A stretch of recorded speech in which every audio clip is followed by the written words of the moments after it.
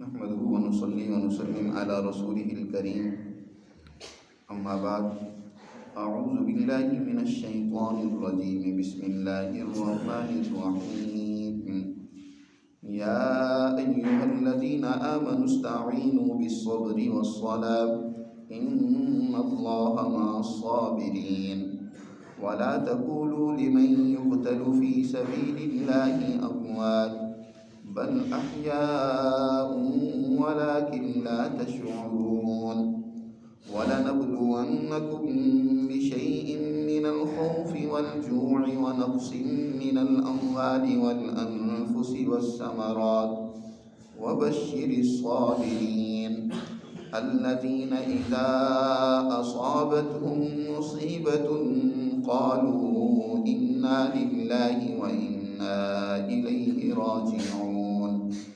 أولئك عليهم صلوات من ربهم ورحمة وأولئك هم المهتدون صدق اللہ العظیم۔ گزشتہ آیات مبارکہ میں اللہ سبحانہ و تعالی نے مسلمان جماعت کو اس کے نفس کی تہذیب کے لیے دو بنیادی احکامات ارشاد فرمائے تھے۔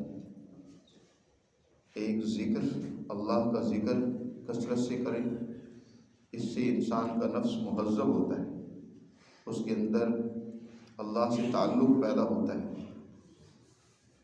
اس کو بیان فرمایا فاذکرونی اذکرکم سے۔ اور دوسرا تہذیب نفس کے لیے جو ضروری خلق ہے اس کا بیان ہے شکر کے اندر، واشکرونی ولا تکفرون، کہ اللہ کا شکر ادا کرو اور اس کی ناشکری نہ کرو۔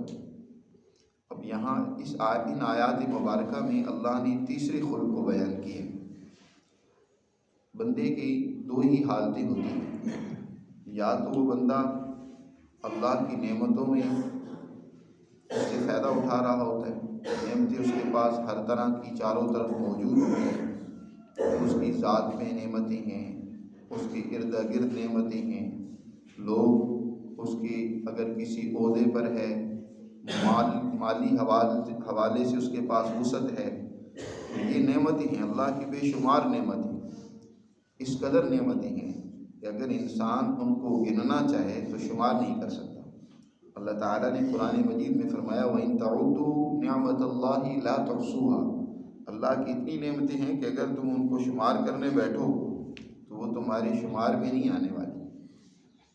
خود انسان کی ذات میں دیکھیں تو بے شمار نعمتیں ہیں، خود انسان کا وجود اللہ کا بہت بڑا عطیہ ہے، اور پھر جو اس پر بے شمار اس نے رات دن شب و روز اللہ انعامات کرتا ہے، اس کو دیکھنے کی قوت اور صلاحیت دی، سننے کی قوت و صلاحیت دی، چلنے پھرنے کی قوت و صلاحیت دی، دماغ دیا سوچنے سمجھنے کے لیے، ان دوسری نعمتوں کو استعمال کرنے کے لیے اللہ نے اس کو صلاحیتیں دی، تو ان کا شکر ادا کریں، ناشکری نہ کریں۔ شکر کے حوالے سے بڑی تفصیل سے پہلے درس میں بات ہو چکی ہے۔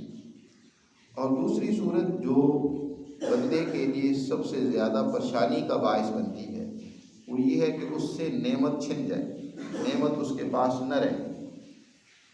یہ بھی اللہ اپنے بندوں کا امتحان کرتے ہیں، بسا اوقات نعمت دے کر آزماتے ہیں، اور کئی مرتبہ یہ ہوتا ہے کہ نعمت چھین کر آزمایا جاتا ہے۔ نعمت دے کر آزمائش اتنی زیادہ نہیں ہوتی، کیونکہ نعمت میں تو بہر صورت جس کے پاس نعمت ہوتی ہے یا جو نعمت دینے والا ہوتا ہے اس کی قدر دل میں موجود ہی ہوتی ہے، اور نعمت جس کے پاس ہو تو لوگ اس کے ارد گرد جمع ہو ہی جاتے ہیں۔ آپ نے دیکھا ہوگا کہ نعمت جب پاس ہوتی ہے تو بہت سارے پرائے بھی اپنے بن جاتے ہیں۔ کسی کے پاس مال و دولت ہے تو اس کے نہ جاننے والے بھی اس سے تعلق جوڑنے کی کوشش کرتے ہیں، اپنے رشتہ دار وغیرہ تو اس کے ارد گرد ہوتے ہی ہیں، دوسرے بھی اس کے ارد گرد ہوتے ہیں، لیکن پتہ چلتا ہے اس وقت جب کسی کے پاس نعمت نہیں رہتی، کوئی کنگال ہو جاتا ہے، غریب ہے۔ اب غریب آدمی کو تو اور اپنے بھی چھوڑ جاتے ہیں، اولاد بھی اس سے دور ہو جاتی ہے، اس سے قریبی تر رشتے وہ بھی اس سے ٹوٹ جاتے ہیں، تو سب سے بڑا ابتلاء اور آزمائش کسی انسان کی نعمت کے چھن جانے پر ہوتی ہے۔ اس وقت بندے کا کیا حال ہونا چاہیے، اس کے اندر کون سا خلق ہونا چاہیے، قرآن مجید نے آیات مبارکہ میں اس کو بیان فرمایا، اور وہ خلق ہے صبر کا۔ اللہ تعالیٰ ارشاد فرماتے ہیں ایمان والوں صبر اور صلات سے مدد لو۔ صبر کیونکہ بڑا مشکل اور کٹھن معاملہ ہے۔ نبی کریم صلی اللہ علیہ وسلم ایک دفعہ تشریف لے جا رہے تھے، تو ایک عورت کا بچہ فوت ہو گیا، تو وہ بیچاری جزا فضا کر رہی تھی اور اس طرح زبان سے شکایات کر رہی تھی۔ حضور صلی اللہ علیہ وسلم نے تسلی دی، تو بجائے اس کو حوصلہ آنے کہ اس نے پہچانا نہیں حضور کو، تو حضور کو بھی اس نے کہا کہ اگر آپ کو یہ مصیبت پیش آتی نا تو پتہ چل جاتا آپ کو، آپ مجھے صبر کی تلقین کر رہے ہیں۔ جب حضور وہاں سے چلے گئے تو کسی نے کہا تمہیں معلوم بھی ہے کس سے تم بات کر رہی تھی؟ کہا مجھے تو نہیں پتا۔ کہا یہ تو جناب رسول اللہ صلی اللہ علیہ وسلم کی ذات گرامی تھی جن سے آپ بات کر رہی تھی۔ اب اسے افسوس ہوا، حضور کی خدمت میں حاضر ہوئی اور معذرت کی اور کہا کہ میں اب صبر کرتی ہوں۔ حضور صلی اللہ علیہ وسلم نے فرمایا صبر تو اول والا میں ہی اثر ہوتا ہے کہ جب مصیبت آپ پر ٹوٹ پڑی ہے، آپ کو چاروں طرف غم نے پریشانیوں نے گھیر رکھا ہے۔ اس لیے قرآن مجید نے یہاں بڑی تفصیل کے ساتھ اگلی آیات میں ذکر کیا کہ یہ مت سمجھنا کہ یہ آزمائشیں تمہاری نہیں ہوں گی، اور بندے کا پتہ ہی اصل میں اس وقت چلتا ہے کہ جب وہ مصیبت میں پھنسا ہوا ہے۔ نعمت میں تو جیسے میں نے پہلے ذکر کیا کہ ہر آدمی جو ہے وہ نعمت دینے والے کی قدر بھی اس کے دل میں موجود ہوتی ہے، اور نعمت کی صورت میں تو انسان حوصلے میں ہوتا ہی ہے، لیکن پتہ بندے کا اسی وقت چلتا ہے کہ اس کے اندر کس قدر صلاحیتیں ہیں، کتنا اس کے اندر اعلیٰ خلق موجود ہے، جب اس سے نعمت چھن جاتی ہے۔ وہ اکبر نے بڑا اچھا شعر کہا ہے، وہ کہتا ہے اکبر آدمی اس کو نہ جانیے گا، گو ہو کیسا ہی صاحب فہم و ذکا، جسے عیش میں یاد خدا نہ رہی، جسے تیش میں خوف خدا نہ رہا۔ ظفر وہ انسان، اکبر کا ہے شعر یا ظفر کا ہے کہ وہ آدمی تھوڑا ہی ہے کہ جسے مصیبت آئے تب وہ آپے سے باہر ہو جائے، راحت اور نعمت ملے تب آپے سے باہر ہو جائے۔ دونوں حالتوں میں انسان کو اعتدال میں رہنا ہے، اپنے دائرے میں رہنا ہے۔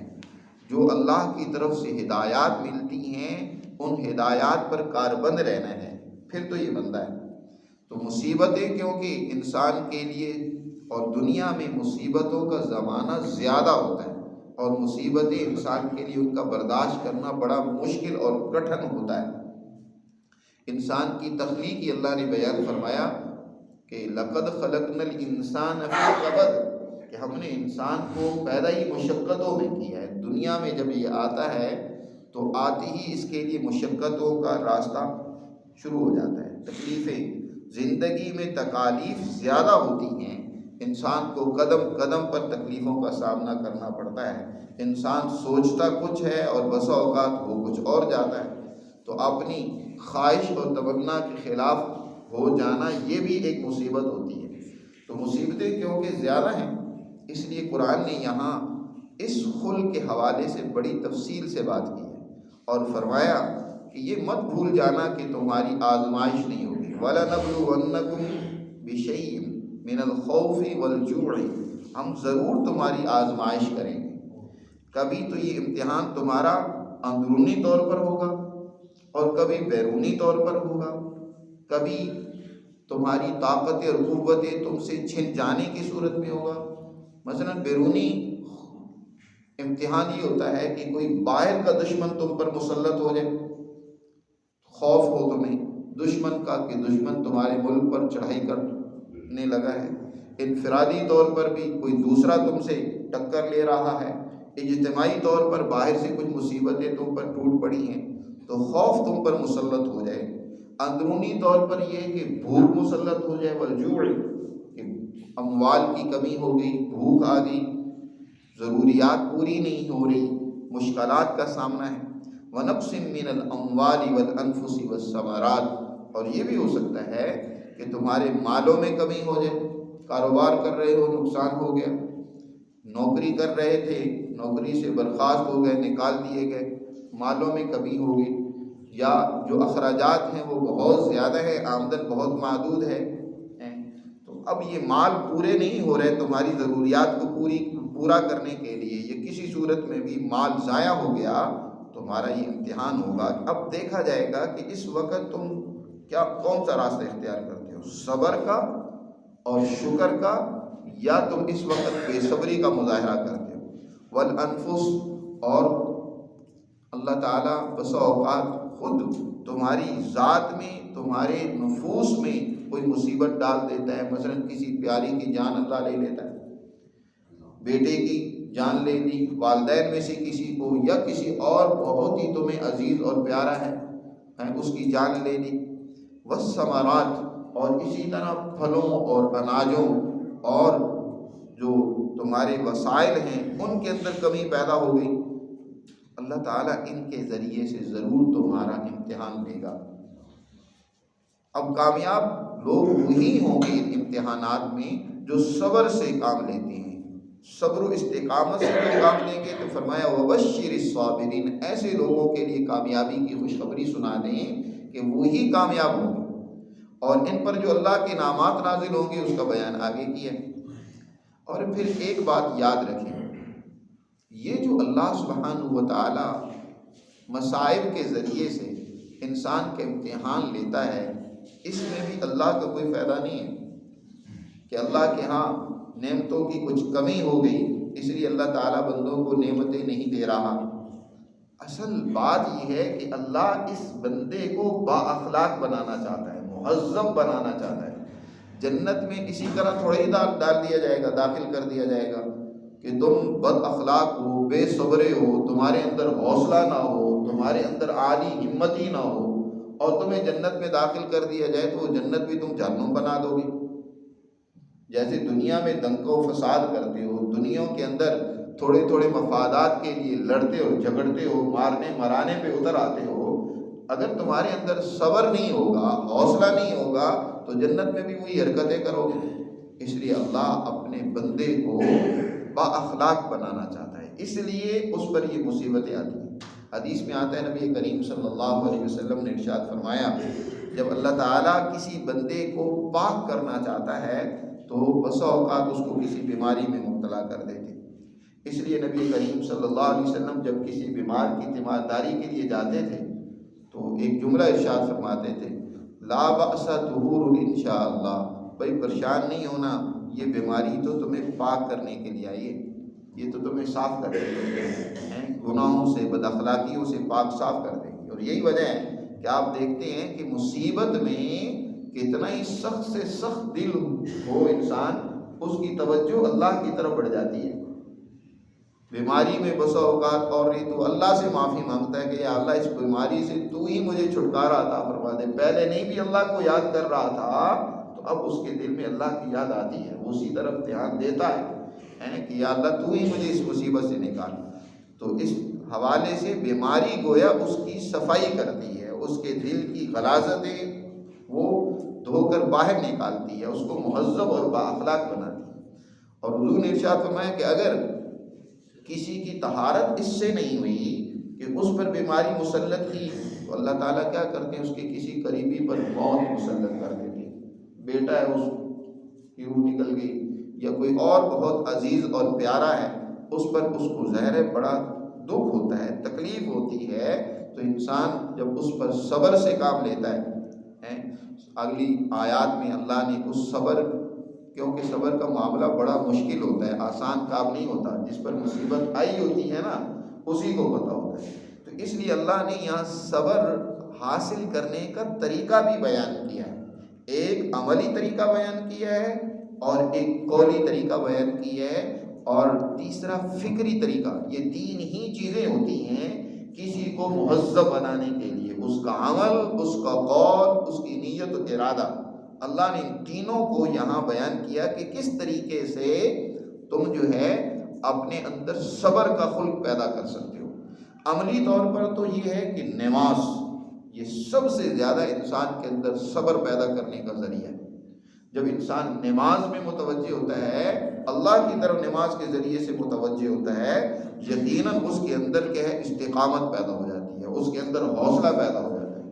یہی وجہ ہے نا، نبی کریم صلی اللہ علیہ وسلم کے بارے میں احادیث مبارکہ میں آتا ہے، اذا حزمہ امر، جب آپ صلی اللہ علیہ وسلم کو کوئی معاملہ پریشان کرتا تھا، آپ کے کو کوئی گھبراہٹ اور پریشانی اور تکلیف لاحق ہوتی تھی، تو بادر الی الصلاۃ، آپ صلی اللہ علیہ وسلم نماز کی طرف فوراً متوجہ ہوتے تھے۔ گویا اس کا علاج آپ صلی اللہ علیہ وسلم کس سے کرتے ہیں؟ نماز کے ذریعے سے۔ اس لیے قرآن نے یہاں اس کا خاص طور پر ذکر کیا، یا ایھا الذین آمنوا استعینوا بالصبر والصلاۃ، اے ایمان والو صبر اور نماز سے مدد لو۔ نماز عملاً انسان کے اندر صبر پیدا کرنے کا سب سے بڑا ذریعہ ہے، کہ انسان اپنی بے بسی، عاجزی کا بھی عملاً اظہار کرتا ہے۔ نماز میں در حقیقت اللہ کی عظمت کا اعتراف ہے، اپنی کمزوری اور بے بسی کا اعلان ہے، اور پھر ساتھ یہ ہے کہ اللہ سے اپنا تعلق اس طریقے سے جوڑ لیتا ہے تو اس کے دل میں جو تقویت اور قوت پیدا ہوتی ہے، یہ قوت اس کو مصیبتوں میں صبر کرنے کے حوالے سے مدد دیتی ہے۔ اس لیے نماز کا ذکر فرمایا۔ اور دوسرا، ایک نظریاتی طور پر فکر پیدا کر دیا کہ جب تم پر مصیبتیں آئیں تو تم اس وقت کیا کہو؟ انا للہ و انا الیہ راجعون۔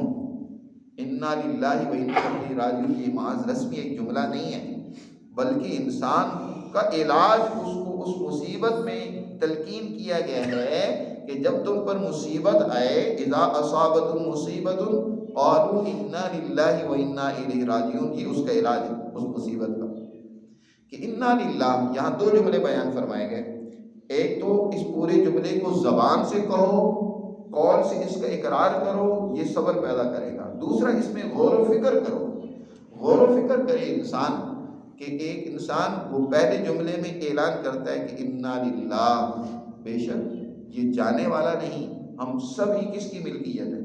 اللہ کی، وہ بھی اللہ ہی کی ملکیت، مالک کی مرضی ہے۔ اگر کوئی مالک کچھ چیزیں، کچھ روپیہ، پیسہ، رقم کسی کے پاس بطور امانت کے رکھواتا ہے اور کچھ عرصے بعد وہ اپنی امانت واپس لے لیتا ہے، تو جس کے پاس رکھی گئی ہے وہ غمزدہ ہونے لگ پڑے، پریشان ہونے لگ پڑے، جی مجھ سے امانت لے لی گئی۔ اس کو تو اس بات کا اعتراف کرنا چاہیے کہ یہ اسی کی امانت تھی، بلکہ میں بھی اسی کی ملکیت میں ہوں۔ انسان جب اس کا اقرار کرے گا کہ ہم سب اللہ ہی کی ملکیت ہیں، مالک کی مرضی ہے، جس کو چاہے اپنے پاس بلا لے، آج اس کو بلا لیا کل مجھے بھی بلا سکتا ہے۔ کوئی قریبی سے قریبی فوت ہو گیا تو انسان جب یہ سوچ کر کہے گا کہ انا للہ، کہ ہم سب اللہ ہی کے ملک ہیں، اللہ ہی کے لیے ہیں، اللہ ہی ہمارا مالک ہے، ہمارا جینا مرنا سب اللہ ہی کے لیے۔ حضرت ابراہیم علیہ السلام نے جب ان کو کہا گیا کہ مسلمان ہو جاؤ، اسلم، حضرت ابراہیم نے فرمایا اسلمت لرب العالمین۔ کیسے میں نے اپنے آپ کو رب العالمین کے حوالے کیا؟ ان صلاتی و نسکی و محیای و مماتی للہ رب العالمین، میری نماز، میری قربانی، ان صلاتی و نسکی و محیای و مماتی، میری زندگی، میری موت سب اللہ ہی کے لیے ہے، میری سارا مال و متاع، میرا سارا وجود، میری جان، یہ سب اللہ ہی کے لیے ہے۔ اللہ جہاں اس کو استعمال کرنے کے لیے کہے گا، جب چاہے گا اس کو لے لینا، میں دینے کے لیے تیار ہوں۔ یہی وجہ ہے کہ حضرت ابراہیم سے ان کے لخت جگر کی قربانی مانگی تو حضرت ابراہیم اس کے لیے تیار ہو گئے۔ تو ایک مسلمان جب یہ سوچے گا کہ ہم سب اسی کی ملکیت ہیں، وہی ہمارا مالک ہے، یقیناً اس کا غم کیا ہو جائے گا؟ ہلکا ہو جائے گا، اس کو سکون اور ٹھہراؤ اس کی طبیعت میں پیدا ہو جائے گا۔ تو انا للہ میں اس کا اقرار کریں۔ تو بسا اوقات اللہ کیا کرتے ہیں، بندے کا امتحان کرتے ہیں کہ کسی قریبی کی جان لے لی، کسی کو فرمایا وَنَقْسِم مِّنَ الْأَمْوَالِ وَالْأَنفُسِ، مال لے لیا، اور پھر یہ کہ تمہاری کسی قریبی کے اوپر موت آ گئی۔ حضرت ام سلمہ رضی اللہ تعالیٰ عنہ فرماتی ہیں کہ حضرت ابو سلمہ ایک دفعہ بڑے خوش ہو کر گھر آئے، نبی کریم صلی اللہ علیہ وسلم سے انہوں نے ایک حدیث سنی تو مجھے آ کر بتائی کہ آج میں نے حضور سے بڑی پیاری اور عمدہ حدیث سنی ہے۔ آپ صلی اللہ علیہ وسلم نے ارشاد فرمایا کہ جب کسی کو مصیبت پیش آئے اور وہ یہ جملہ کہے، یہ جملہ محض زبان سے کہنا نہیں ہوتا بلکہ اس پر غور کرنا اور اللہ کی طرف اپنے آپ کو متوجہ کرنا ہوتا ہے کہ جب کوئی بندے اس کو مصیبت ہے اور وہ یہ کہے کہ اللہم اجرنی، اے اللہ مجھے اجر عطا فرما، فی مصیبتی، اس مصیبت کے اوپر میں صبر کر رہا ہوں، اس پر تو مجھے اجر عطا فرما، اور واخلفنی خیرا منہا، اور اس نعمت کو جس کو تو نے مجھ سے لے لیا ہے اس سے بہتر مجھے عطا فرما دے۔ اس سے بہتر نعمت، یہ بھی تو نے لے لی ہے، اس سے بہتر بھی نعمت ہوتی ہے۔ یاد رکھیں اللہ ایک نعمت لیتا ہے تو اس سے بڑی نعمت دیتا بھی ہے۔ اللہ کے ہاں کمی تھوڑی ہی ہے اور نہیں تو کم از کم اس نعمت کو لے کر جو انسان میں خلق پیدا کیا، جو انسان کا اس نعمت کے چھن جانے پر اللہ سے تعلق پیدا ہوا، اس سے بڑی نعمت کیا ہو سکتی ہے؟ انسان کا اللہ سے تعلق پیدا ہو جائے، یہ سب سے بڑی نعمت ہے۔ صبر اس کے نتیجے میں جو انسان میں پیدا ہو جاتا ہے، یہ سب سے بڑی اللہ کی نعمت ہے۔ تو فرمایا حضرت ام سلمہ کہتی ہیں کہ میں نے یہ دعا یاد کر لی۔ جب حضرت ابو سلمہ کا انتقال ہوا تو میں نے یہی دعا اللہ سے مانگی اور کہا کہ اللہ اس مصیبت میں مجھے اجر بھی عطا فرما، اور مجھ سے تو نے ابو سلمہ کی صورت میں جو اتنی بڑی نعمت دی ہوئی تھی وہ تو نے لے لی ہے، اس سے بہتر عطا فرما۔ کہتی ہیں میں نے اللہ سے دعا تو کی لیکن ایک ذہن میں ٹینشن تھی کہ ابو سلمہ میرے لیے اتنا بڑا میرا خیر خواہ، ہمدرد، اتنا میرا اس سے تعلق تھا، اس سے بہتر نعمت کیا ہو سکتی ہے؟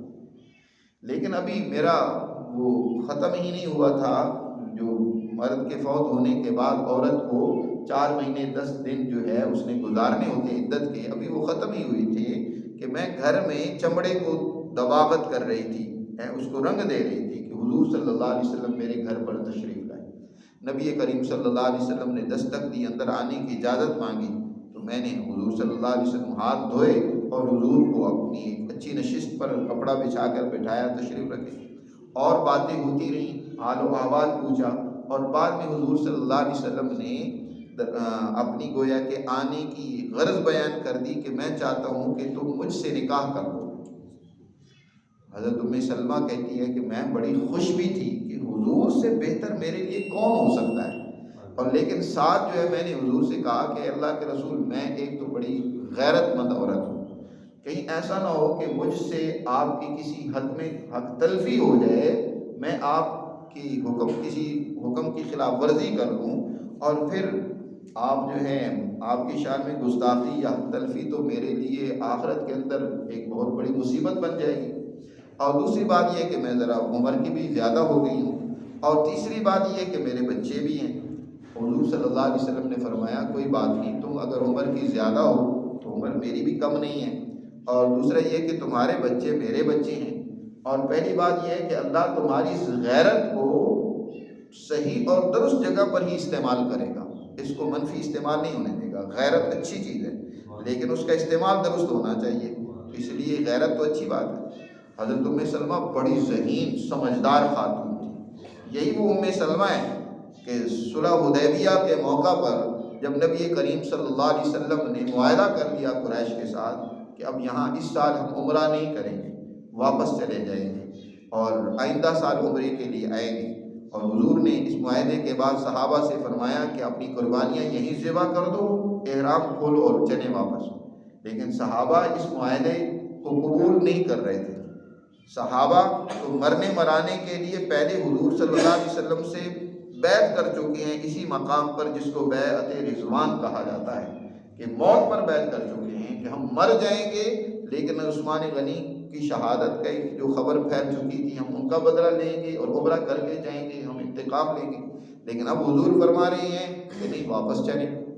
تو صحابہ کے جذبات تھے، اب حضور نے فرمایا کہ کیا کرو، احرام کھول دو اور قربانی کر دو، لیکن کوئی اس کے لیے تیار نہیں ہو رہا۔ حضور نے ایک دفعہ بھی فرمایا، دوسری دفعہ بھی فرمایا، اس انتظار میں ہے صحابہ شاید حضور اپنا فیصلہ بدل دیں، لیکن حضور صلی اللہ علیہ وسلم کے کہنے کے باوجود اثر نہیں ہو رہا۔ حضور بھی پریشان ہو گئے کہ میری جماعت میں یہ انتشار کہاں سے آیا کہ اپنے امیر کی اطاعت ہی نہیں ہے، میں ایک حکم اور آرڈر دے رہا ہوں لیکن یہ انتظار میں بیٹھے ہوئے ہیں شاید میں اپنا فیصلہ بدل دوں، میری حکم کی اطاعت نہیں کی جا رہی۔ حضور اسی پریشانی میں اپنے خیمے میں تشریف لے گئے۔ حضرت ام سلمہ حضور کے ساتھ تھی۔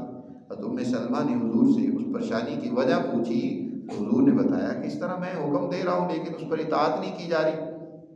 حضرت ام سلمہ نے کہا اللہ کے رسول پریشان ہونے کی بات نہیں، آپ باہر جائیں، سب سے پہلے آپ خود قربانی کریں اور احرام کھول دیں، پھر دیکھنا آپ کی جماعت آپ کی کیسے اتباع کرتی۔ اور حضور نے ایسا ہی کیا۔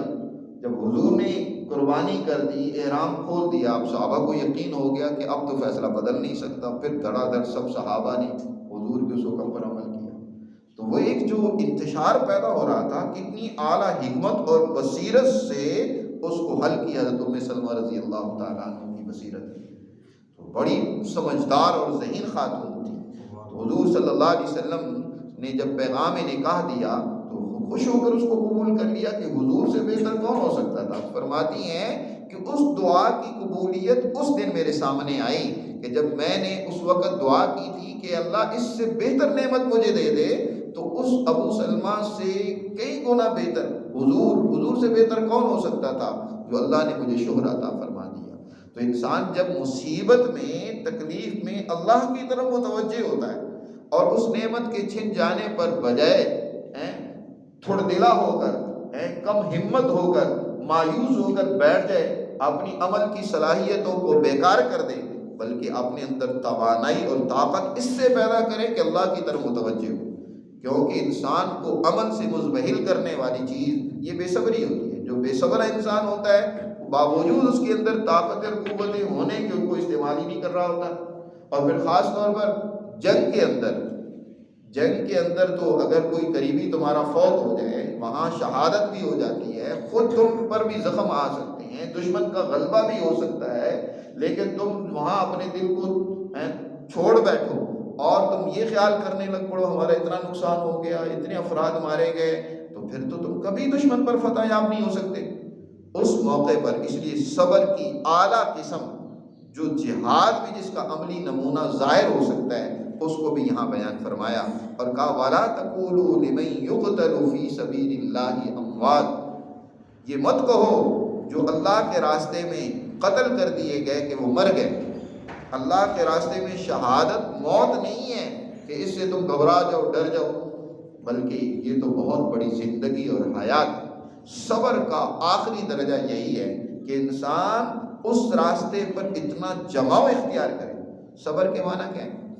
صبر کے 3 معنی ہیں۔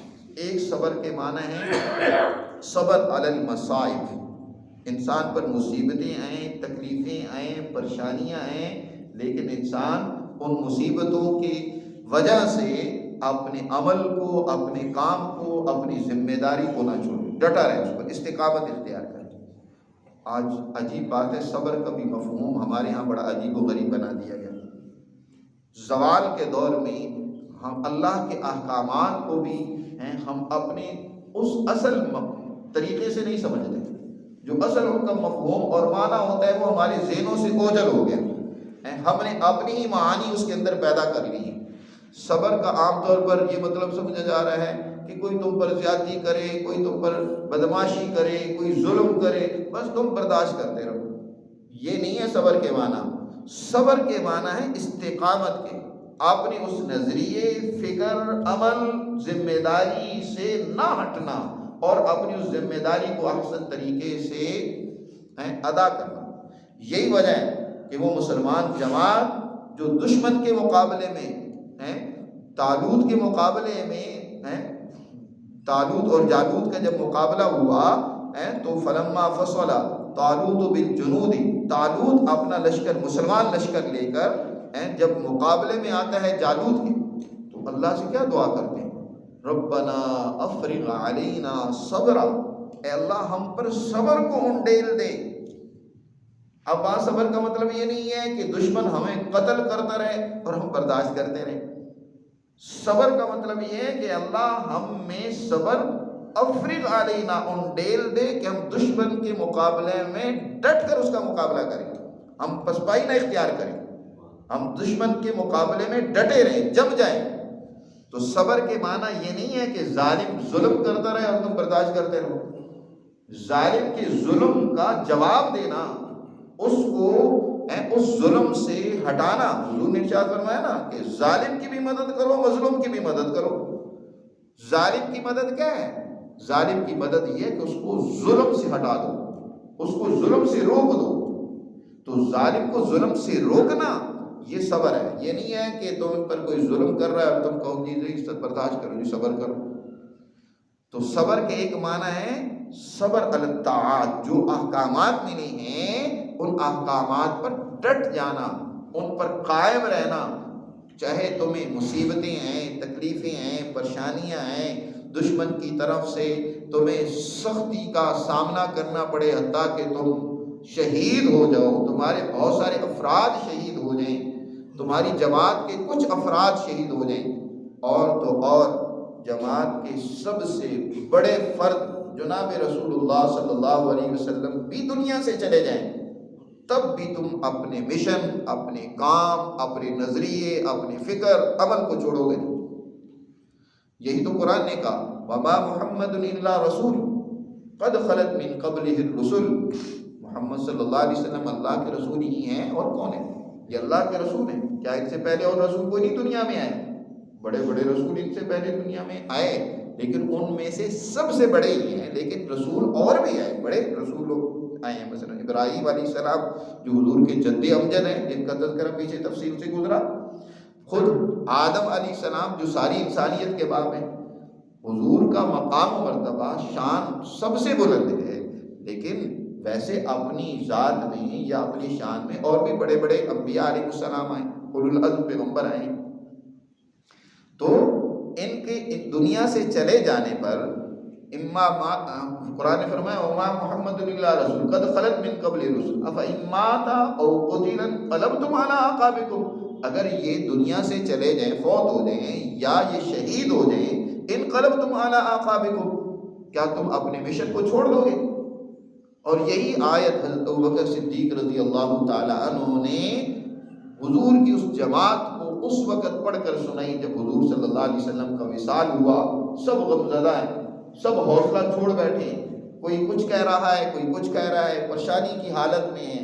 واقعی حالت بھی ایسی تھی. حضور صلی اللہ علیہ وسلم جو اتنی محبوب شخصیت، ذات اور اتنا بلند مقام و مرتبہ کہ جن کی وجہ سے ہی یہ سب ہدایت کا راستہ ملا، صحابہ کے لیے اس سے بڑا دکھ اور تکلیف کوئی نہیں ہو سکتی تھی. لیکن حضرت ابوبکر نے کہا کہ یہ وقت دکھ اور افسوس کو لے کر یہاں بیٹھنے اور سوگ منانے کا نہیں، اپنے مشن پر جم جانے کا. چنانچہ حضور صلی اللہ علیہ وسلم کی جو ہی تجہیز و تکفین ہوئی، اس سے فارغ ہوئے تو حضرت ابوبکر صدیق رضی اللہ تعالیٰ بڑھ کے اسی ابھی حضور صلی اللہ علیہ وسلم کا جنازہ نہیں ہوا، حضور صلی اللہ علیہ وسلم کو بھی تدفین نہیں کیا گیا. تو صحابہ نے اپنی جماعت کو فوراً منظم کر لیا. اب جماعت کے اندر انتشار پیدا ہونے کا خطرہ ہے، لیکن حضرت ابوبکر حضرت عمر کو جب پتہ چلا کہ سایہ بنی ثقیفہ میں انصار جمع ہیں اور آپس میں جو ہے کسی کو حکمران بنانے کے حوالے سے بات چیت ہو رہی ہے، ممکن ہے کوئی غلط فیصلہ کر لیں، فوراً وہاں پہنچے اور اس مسئلے کو سب سے پہلے حل کر لیا. اب یہ وقت ہے، ایک طرف حضور کی ابھی میت پڑی ہوئی ہے، رکھی ہوئی ہے، دوسری طرف اس مسئلے کی اہمیت بڑی ہے کہ بغیر ایک امیر کے جماعت تو منتشر ہو جاتی ہے. تشبیہ دینا شاید اچھا نہ ہو، لیکن اگر کوئی کسی بکریوں کے ریوڑ کا کوئی مالک ہی نہ ہو تو بکریاں تو بکھر جائیں گی، کوئی ادھر چلی جائے گی، کوئی ادھر چلی جائے گی، کسی کو کوئی رقبہ بنا لے گا، کسی کوئی چور اٹھا کے لے جائے گا، کسی کو کوئی بھیڑیا پکڑ لے گا، تو وہ تو تکلیفوں اور مصیبتوں کا شکار ہو جائے گی. تو امیر یا مالک ہونا اس جماعت کا ضروری ہوتا ہے. تو اب ضرورت تھی اس بات کی کہ حضور دنیا سے تشریف لے گئے، فوراً امیر ہونا چاہیے، ذمہ دار ہونا چاہیے جو اس سارے معاملے کو سنبھالے. چنانچہ حضرت ابوبکر حضرت عمر اور یہ وہاں پہنچتے ہیں اور اس مسئلے کو فوراً ایک بڑی اعلیٰ حکمت عملی سے حل کر لیا جاتا ہے، جس کی تفصیل کا وقت اب یہاں نہیں ہے، کسی اور موقع میں بیان کریں گے. تو فوراً سب نے متفق ہو کر حضرت ابوبکر کو اپنا امیر مقرر کر لیا، اور یعنی حضور کی تدفین سے پہلے اس مسئلے کو حل کیا. اب پھر جب حضور کی تدفین سے فارغ ہوئے تو صحابہ یہ نہیں کہ غم لے کر بیٹھ گئے، بلکہ فوراً حضرت ابوبکر رضی اللہ تعالیٰ عنہ نے اس لشکر کو جس کو حضور روانہ کر چکے تھے دشمن کے مقابلے میں، اور حضور کی وصال کی خبر سن کر وہ واپس آ گیا تھا، حضرت اسامہ رضی اللہ تعالیٰ عنہ کا فوراً اس کو دوبارہ بھیج دیا۔ بعض صحابہ نے یہ کہا بھی کہ حالات بڑے خراب ہیں، آپ ابھی یہ لشکر نہ بھیجیں، ایک تو غم اور پریشانی ہے، اور دوسرا کئی اور خبریں مدینہ میں ارتداد کی اور بغاوت کی اور آس پاس کی خبریں بھی آ رہی تھیں۔ کہا ان حالات میں یہ آپ کیسے فیصلہ کر رہے ہیں کہ جب کہ ہر طرف سے کیا ہے مصیبتیں ٹوٹ رہی ہیں، ٹوٹ پڑ رہی ہیں، بہت سارے لوگ زکوٰۃ کا انکار کرنے لگ پڑے کہ ہم زکوٰۃ بیت المال میں جمع نہیں کروائیں گے، کوئی کچھ کہنے لگ پڑا کچھ۔ یہ حالات بڑے انتہائی نازک تھے، بڑی پریشان کن حالات تھے۔ ان حالات میں ضرورت تھی صبر کی، استقامت کی، ڈٹ کر کام کرنے کی۔ حضرت ابوبکر نے فرمایا، حضرت عمر بھی ان میں ہی سے تھے جو مخالفت کر رہے تھے کہ اس وقت اس لشکر کو نہ بھیجا جائے، لیکن حضرت ابوبکر نے کہا عمر تم تو جاہلیت میں بڑے بہادر اور دلیر بنتے پھرتے تھے، یہ اب بزدلی کا مظاہرہ کرتے ہو؟ اور صاف کہا کہ ابوبکر کی اگر بھیڑیے آ کر بوٹیاں بھی کر دیں، ابوبکر کو یہاں ٹکڑے ٹکڑے بھی کر دیا جائے، تب بھی یہ لشکر روانہ ہو کر رہے گا جس کو رسول اللہ صلی اللہ علیہ وسلم نے بھیجا۔ چنانچہ حضرت ابوبکر نے اس لشکر کو روانہ کیا پوری استقامت اور صبر کے ساتھ۔ اس لشکر کو روانہ کرنا تھا کہ وہ ساری تکلیفیں چھٹنا شروع ہو گئی، دشمنوں کو پتہ چل گیا کہ یہ کمزور نہیں ہے، یہ تو ویسے ہی بہادر و دلیر ہے۔ تو صبر یہ ہے کہ آپ اللہ کی ان احکامات و طاعات پر ڈٹ جائیں، کمزوری کا اظہار نہ ہو، اس کے بعد بزدلی نہ ہو۔ تو صبر استقامت کے معنی میں ہے۔ صبر یہ نہیں ہے کہ مصیبتیں آ جائیں تو بس برداشت کریں، کوئی بات نہیں جی برداشت کریں۔ یہ عجیب سا معنی ہمارے ہاں سے ذہنوں میں ڈال دیا کہ صبر کے معنی ہے جی برداشت کریں، تکلیفیں آ رہی ہیں تو کوئی بات نہیں، وہ کوئی ظلم کر رہا ہے، زیادتی کر رہا ہے تو کوئی بات نہیں، آپ برداشت کریں۔ ظالم کا تو جواب دینے کا حکم ہے، اس کا مقابلہ کرنے کا حکم ہے، اس کے سامنے ڈٹ جانے کا حکم ہے۔ تو یہ صبر کے معنی جو ہم نے اپنی طرف سے گھڑ لیے ہیں قرآن و احادیث سے ہٹ کر، یاد رکھو یہ گھڑنتو معنی ہے، حقیقی معنی یہ نہیں ہے۔ قرآن و حدیث صبر کے معنی بیان کرتا ہے، افرغ علینا صبرا وثبت اقدامنا، اے اللہ ہم پر صبر کو انڈیل دے اور ہمارے پاؤں کو جما دے، وثبت اقدامنا وانصرنا علی القوم الکافرین، اور اس ظالم اور کافر جماعت کے مقابلے میں ہماری مدد فرما کہ ہم ان کو شکست دے سکیں۔ دوسرے صبر کے معنی ہوتے ہیں صبر، جیسے کہ صبر کے ایک معنی تو ہے الطاعات، طاعات پر جم جانا، اور دوسرے کہ صبر عن المعاصی، کہ آپ کو گناہ اپنی طرف کھینچ رہے ہیں۔ صبر کے معنی روکنے بھی ہیں، خواہشات انسان کے اندر بھری ہوئی ہیں۔ آج کل نوجوان تھوڑی سی خواہش بھڑکتی نہیں ہے، صبر ہی نہیں ہوتا، کوئی نہ کوئی اوٹ پٹانگ کا راستہ اختیار کرتے ہیں اپنی خواہش کو ٹھنڈا کرنے کے لیے، کوئی نہ کوئی بے حیائی کا راستہ اختیار کریں گے، کوئی نہ کوئی غلط راستہ اختیار کریں گے۔ تو یہ موقع ہوتا ہے صبر کا، اپنے اندر استقامت پیدا کرنے کا، خواہشات سے اپنے آپ کو روکو۔ صبر عن المعاصی، گناہ کی طرف، نافرمانی کی طرف، غلط کام کی طرف مت بڑھو، چاہے خواہشات تمہیں کھینچ رہی ہیں، جتنا تمہیں فائدہ مل رہا ہے، مالی طور پر تمہیں لگ رہا ہے کہ یہاں سے بڑا مجھے فائدہ ہوگا لیکن حرام طریقہ ہے، تم اپنے آپ کو روک لو۔ کشش ہے، مال میں کشش ہے، اس طرح عورت میں کشش ہے، خواہشات کی پورا کرنے میں کشش ہے، لیکن اپنے آپ کو روک لینا ان معاصی سے، یہ دوسرا معنی ہے صبر عن المعاصی۔ اور پھر تیسرے معنی ہوتے ہیں صبر علی المصائب، کہ اگر تمہیں اس حوالے سے اس کام میں کچھ مصیبتوں کا سامنا کرنا پڑتا ہے، مثلا مال کا نقصان ہو گیا، اولاد میں سے کوئی چلا گیا، یا اور کوئی اس طرح کی تکلیفیں پیش آتی ہیں، تو پھر اپنے اندر جماؤ پیدا کرو، کوئی اس طرح کا عمل حرکت نہ کرنا جو شریعت کے منافی اور خلاف ہو۔ تو اللہ نے فرمایا اے ایمان والو صبر اور نماز کے ذریعے سے مدد لو، اور یہ بات بھی یاد رکھو ان اللہ مع الصابرین، یہ اتنی بڑی صفت اور خلق ہے کہ اس کے نتیجے میں اللہ کی محبتیں، اللہ کی رحمتیں، برکتیں، اللہ کی معیت وہ تمہیں حاصل ہو۔ ان اللہ مع الصابرین، بے شک اللہ کن کے ساتھ ہوتا ہے؟ صبر کرنے والوں کے ساتھ ہوتا ہے، اس کی مدد ان لوگوں کے ساتھ ہوتی ہے جو صبر سے کام لیتے ہیں۔ آگے فرمایا وَلَا تَقُولُوا لِمَن يُقْتَلُ فِي سَبِيلِ اللَّهِ أَمْوَاتٌ، مت کہو ان کے لیے جو اللہ کے راستے میں قتل کر دیے گئے کہ وہ مر گئے۔ موت ان کو کہاں سے آ گئی؟ انہوں نے تو صبر کا اعلیٰ مظاہرہ کیا ہے۔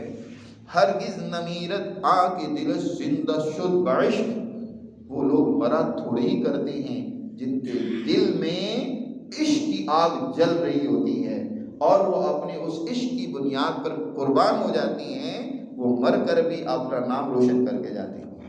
دنیا کے اندر کتنے عاشق ایسے گزرے ہیں کہ ان کو اس عشق سے روکنے کے لیے بہت کچھ کیا گیا، لیکن انہوں نے اپنے اس عشق کی داستان ہمیشہ کے لیے رقم کر دی۔ ہر قوم میں اس طرح کے عاشقوں کے تذکرے موجود ہیں۔ ایک مسلمان جو اللہ کا عاشق ہے، اگر وہ اللہ کے نام پر قربان ہو جاتا ہے تو تم سمجھ رہے وہ مر گیا؟ اس نے تو عشق کا اعلیٰ درجہ حاصل کر لیا، کمال حاصل کر لیا۔ بل احیاء، اس لیے فرمایا بلکہ وہ تو زندہ ہے لیکن اس کا تمہیں شعور نہیں ہے، تم نہیں سمجھتے ہو کہ اس نے کتنا بڑا کمال حاصل کر لیا۔ ولکن لا تشعرون۔ اور ویسے بھی حدیث مبارکہ میں آتا ہے کہ شہداء جو ہیں، جو اللہ کے راستے میں شہید ہو جاتی ہیں، تو مرنے کے بعد اللہ ان کی روحوں کو ایک نیا جسم دیتے ہیں۔ بعض روایات میں جیسے آتا ہے حضرت جعفر طیار کے بارے میں کہ حضور فرماتے ہیں کہ میں نے ان کو جنت میں پرندوں کے ساتھ اڑتے ہوئے دیکھا۔ جی، اللہ ان کو جیسے ہی ہمارا اس روح کے لیے دنیا میں اللہ نے ایک جسم دیا، وہاں اللہ ان کو ایک اور جسم دیتے ہیں۔ سب پرندوں کی صورت میں اللہ ان کو جسم دیتے ہیں، ان میں ان کی روحیں ڈالی جاتی ہیں اور وہ جنت میں سیر کرتے پھرتے ہیں، کبھی کسی جگہ پر، کبھی اللہ کے عرش کی قندیلوں میں بیٹھتے ہیں، کبھی کہیں بیٹھتے ہیں اور مزے کرتے ہیں جنت میں۔ بل احیاء، بلکہ وہ زندہ ہے۔ ولکن لا تشعرون، تمہیں اس کا شعور نہیں ہے۔ اور آگے فرمایا وَلَنَبْلُوَنَّكُمْ بِشَيْءٍ مِّنَ الْخَوْفِ، ہم یقیناً تمہاری آزمائش کریں گے کچھ خوف کے ذریعے سے، بھوک کے ذریعے سے، مالوں کی اور جانوں کی اور پھلوں کی کمی کے ذریعے سے۔ وَبَشِّرِ الصَّابِرِينَ، صبر کرنے والوں کو اے پیغمبر آپ کامیابی کی خوشخبری دے دیں۔ الَّذِينَ اِذَا أَصَابَتْهُم مُّصِیبَۃٌ، جب انہیں کوئی مصیبت پہنچتی ہے تو کیا کہتے ہیں؟ اِنَّا لِلَّهِ، کہ بے شک ہم سب اللہ ہی کی ملکیت ہیں، اللہ ہمیں بھی چاہے تو اپنے پاس بلا لے۔ اور ساتھ وہ یہ بھی اقرار و اعتراف کرتے ہیں وَإِنَّا إِلَيْهِ رَاجِعُونَ، یہ جدائی ہمیشہ کی تھوڑی ہے، جہاں وہ گئے ہم نے بھی تو وہیں جانا ہے۔ کتنے ہمارے اعز و اقارب رشتہ دار ہیں جو ہم سے دور ہیں، لیکن ہم کوئی ان کی وجہ سے پریشان نہیں ہیں، ہمیں امید ہے۔